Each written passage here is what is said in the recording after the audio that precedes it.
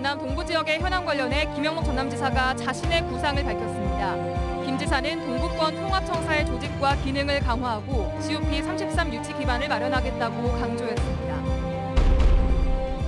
일선 학교를 중심으로 코로나19 집단 감염이 확산하고 있습니다. 여수시는 관내 모든 초등학생과 중학생을 대상으로 진단검사에 들어갔습니다. 광주 사태의 책임자인 전두환이 사망하면서 5.18 진실규명이 제대로 이루어질 수 있을지 우려가 커지고 있습니다. 현재 진행되고 있는 형사재판은 공소기각 결정이 내려질 전망입니다. 전남 드래곤즈가 내일 대구FC를 상대로 FA컵 결승 1차전을 갖습니다. FA컵에서 3차례 우승을 차지했던 전남은 필승의 의지를 다지고 있습니다. 여러분 안녕하십니까? 화요일 밤 여수 MBC 뉴스데스크입니다. 여수시가 일선 학교를 중심으로 코로나19 집단 감염이 확산되는 것과 관련해 관내 초, 중등생 2만여 명을 대상으로 전수검사를 실시하고 있습니다. 여수시는 오늘부터 28일까지 엿새 동안 관내 59개 초, 중학교 학생 등 2만 174명을 대상으로 진남 경기장과 망마 경기장에 마련된 임시 선별검사소에서 진단검사를 실시하고 있다고 밝혔습니다. 여수에서는 지난 일주일 동안 학생 40여 명이 코로나19 확진 판정을 받아 관내 92개 전체 초중고등학교가 원격 수업으로 전환했고 학원과 어린이집 등도 대부분 휴원했습니다. 여수시가 코로나19 감염 확산과 경제 회복 추이를 감안해 내년 초 일상회복 지원금을 지급하기로 했습니다. 권오봉 여수시장은 오늘 영상 언론 브리핑을 갖고 단계적 일상회복에 따른 경제회복 추이를 분석해 시민 생활의 어려움이 지속된다면 내년 초에 추경 예산을 편성해 전 시민 일상회복 지원금을 지급하겠다고 밝혔습니다. 권 시장은 또 일상회복 재난지원금 지급은 지원 효과를 극대화할 수 있도록 지급 시기를 신중하게 결정하겠다면서 즉시 지급하지 못한 점에 대해 시민들의 양해를 구했다고 덧붙였습니다. 동북권 소외론과 기약 없는 의대 유치, 2023년 개최가 무산된 기후변화 협약 등 전남 동북권에 적지 않은 현안들이 있는데요. 도민과의 대화를 진행하고 있는 김영록 지사가 저희 여수 MBC 토크쇼에 출연해 자신의 입장을 밝혔습니다. 문형철 기자가 정리했습니다. 지난달 순천 신대지구에 첫 섭을 뜬 동북권 통합청사. 김영록 전남지사는 지방자치법에 근거 조항이 마련되지 않아 동북권에 제2 행정부지사를 두겠다는 공약은 현실적으로 이행이 어렵다며 대신 동부청사의 조직과 인력을 대폭 확충하겠다고 밝혔습니다. 동북권의 특성을 고려해 관광이나 경제 관련 부서를 배치해달라는 요구에 대해선 지금 결정할 문제는 아니라며 선을 그었습니다. 민선 8기가 되면은 그 시대에 맞는 기구 정원 개편이 또 있게 됩니다. 그리고 이제 동북권 청사까지 포함해서 어떻게 할 것인지. 의대 유치와 관련해 여수 지역에서는 전남대와 여수대의 통합 각서를 이행하는 차원에서라도 국동 캠퍼스에 의대를 설립해 줄 것을 요구하고 있습니다. 16년의 하나의 지역민들하고 이 갈등 구조 이것을 푸는 굉장히 좋은 사례가 되어지라고 저희 대학에서는 지금 준비하고 있고요. 이와 관련해 김 지사는 통합 양해각서를 이행하는 것과 전남 지역 의대 유치는 별개라며 지금은 지역별 갈등이나 과열 경쟁으로 번지는 것을 경계해야 한다고 강조했습니다.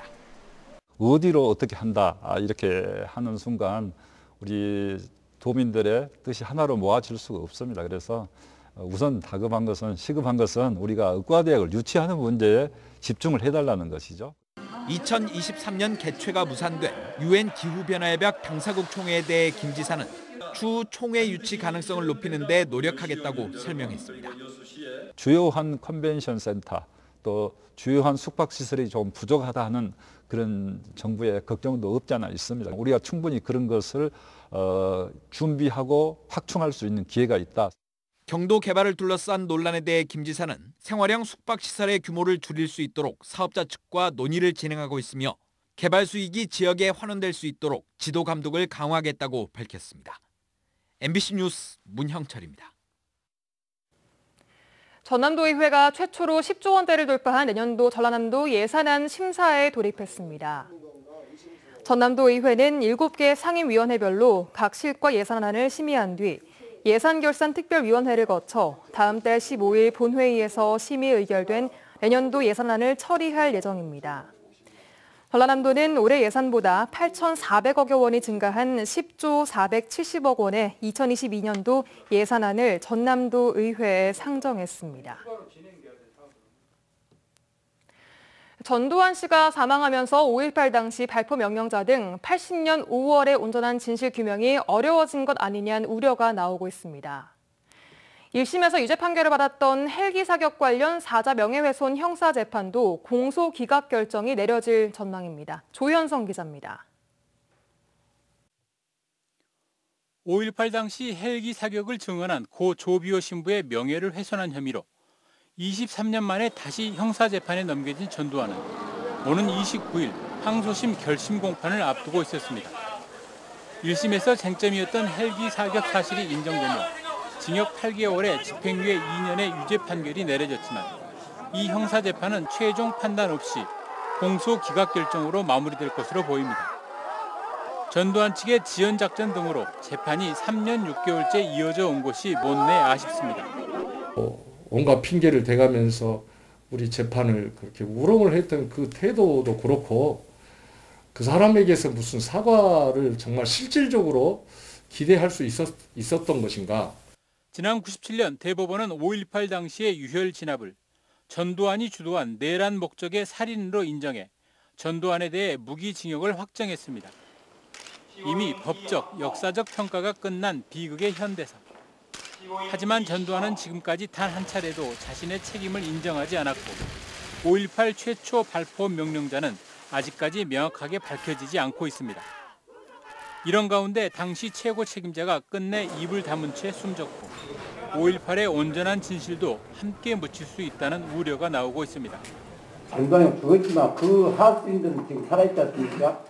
거기 심판대에 어떻게든지 세워가지고 우리 안내자에는 5.18 영령들의 죽음을 헛되지 않게 돌아가겠습니다.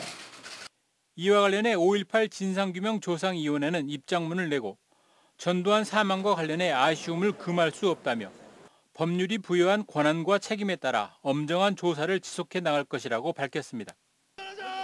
마지막까지 사죄도 사과도 반성도 없었던 5.18 학살 원흉의 갑작스런 사망 소식에 지역민들의 안타까움이 함께하는 이유입니다. MBC 뉴스 조현성입니다. 오늘 사망한 전두환 씨의 장례식이 국가장으로 치러지기는 어려울 것으로 보입니다. 현행법상 전두환 씨의 장례는 노태우 씨의 경우처럼 행정안전부의 제청과 국무회의 심의 등의 절차를 거쳐 국가장으로 치를 수는 있지만 노 씨 사망 당시 김부겸 총리는 책임의 무게가 다르다며 국가장 반대 의사를 밝힌 바 있습니다. 이른바 전두환 국가장 방지법인 국가장법 개정안을 대표 발의한 민주당의 주호섭 원내대변인도 오늘 기자들과 만난 자리에서 국가장은 있을 수 없는 일이라고 밝혔습니다. 전두환 씨의 국립묘지 안장과 관련해서는 내란죄 등에 대해 사면을 받았다 하더라도 현충원 안장 대상이 아니라고 법무부가 유권 해석을 내린 바 있습니다. 국민의힘 윤석열 후보의 목포 만찬 후폭풍, 당시 참석자 대부분은 전직 목포시 의원들이었는데요. 현재 곤혹스러워하고 있습니다. 당시 만찬에선 어떤 일이 있었는지 또 무슨 말이 오갔는지 김진선 기자가 들어봤습니다. 필승을 기원하는 건배사까지 화제가 됐던 국민의힘 윤석열 후보와 전 목포시 의원들의 횟집 만찬. 모두의 건강을 그리고 우리 윤 후보님 필승을 위해서 고맙습니다. 당시 건배를 제의했던 전 목포시 의원은 예의를 갖췄던 것이 지지의 의미로 비춰져 당혹스럽다는 입장입니다. 언제까지 여야가 원수져가지고 윤 후보가 막 그렇게 되라고 하는 뜻은 아니고 통상적인 어떤 예의상 한 것이지. 대부분 민주당에 몸담았던 데다 전두환 옹호 발언 논란 뒤였던 만큼 참석자들은 지역민들의 반응에 영 신경이 쓰이는 모습입니다. 혹시 되면 목포 좀 챙겨주라. 이 말은 당연히 우리 목포를 위해서 하는 것이고 거기 내가 간 사람들은 윤 후보 찍을 사람 내가 하나도 없다고 생각을 해. 논란이 된 식사비에 대해서는 모임을 주선한 전 시의원들이 냈다고 입을 모았고 윤 후보는 참석자들이 떠난 뒤에도 식당에 남았다고 말했습니다.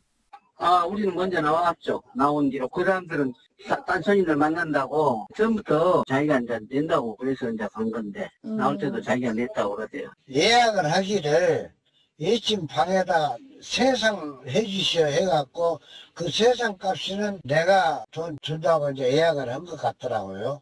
민주당이 윤 후보를 선거법 위반 혐의로 검찰에 고발한 가운데 전라남도 선관위는 식당과 참석자 등의 증언을 토대로 파악한 사실관계 자료를 검찰에 넘겼습니다. MBC 뉴스 김진선입니다.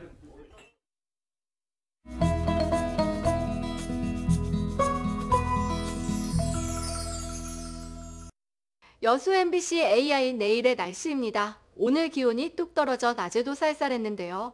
내일은 오늘보다는 기온이 조금 오르겠습니다. 내일 전남 지역은 대체로 흐리겠지만 동북원은 오후부터 맑은 날씨를 보이겠습니다. 지역별 날씨와 기온 보시겠습니다. 여수가 6에서 13도, 순천이 4에서 14도, 광양은 4에서 13도, 고흥은 4에서 14도의 기온 분포를 보이겠습니다. 내일 광주는 5에서 13도, 목포는 7에서 13도를 보이겠습니다. 내일 해상은 구름이 많겠습니다. 파도는 남해서부 앞바다에서 0.5에서 2.5m, 먼바다에서 1.5m에서 3m로 일겠습니다.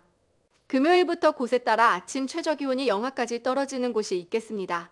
다음 주부터는 아침 기온이 영상으로 회복되겠습니다. 주말 옷차림 단단히 하셔야겠습니다. 지금까지 AI 날씨였습니다. 전남 드래곤즈가 대구FC와 대한축구연맹의 올해 FA컵 최강자를 가립니다. 내일 1차전을 가질 예정인데요. 전남은 2007년 이후 4번째 우승을 노리고 있고 K리그2 구단 가운데 결승 진출은 최초이기도 합니다. 김주희 기자가 보도합니다. 지난달 27일 문수 월드컵 경기장에서 열린 FA컵 4강전에서 K리그1의 울산 현대를 2대1로 제압하고 결승에 진출한 전남 드래곤즈. K리그2 구단 가운데 최초로 FA컵 결승에 진출하면서 파란을 일으킨 전남은 이제 대구FC와 우승컵을 두고 격돌합니다. 전남은 대구와 내일 FA컵 최강자를 가리는 결승 1차전을 가집니다. 전남은 현재 정경중 감독을 중심으로 마지막 전력 점검까지 모두 마치고 물러설 수 없는 한판 승부를 기다리고 있습니다. 굉장히 까다로운 상대인 거는 맞아요. 굉장히 힘든 경기가 되겠지만 하여튼 저희가 준비한 대로 잘 이행을 하면 좋은 결과가 나오지 않을까 이렇게 생각하고 있습니다. 전남은 지금까지 FA컵 4차례 결승 진출에 3차례 우승을 차지하는 등 전통적인 FA컵 강자로 통합니다. 그래서 이번 우승컵도 반드시 차지하겠다며 필승의 의지를 다지고 있습니다. 네, 현재 컨디션도 괜찮고 그리고 후반기에도 좋은 활약도 하고 있기 때문에 저 역시 이렇게 좀 준비를 좀 잘해가지고 좀 다 되돌려 놓고 조금 좋은 방향으로 갔으면 좋겠네요. 전남은 내일 광양 홈 경기에 이어 다음 달 11일 대구에서 2차전을 치러 최종 FA컵 승자를 가리게 됩니다. 전남이 FA컵 4번째 우승컵을 차지하고 K리그2 소속 구단 최초로 내년 아시아 챔피언스 리그 참가라는 신기록까지 세울 수 있을지 지역 팬들의 관심이 집중되고 있습니다. MBC 뉴스 김주입니다. 여수에서도 의대와 대학병원을 유치하려는 움직임이 시작되고 있습니다.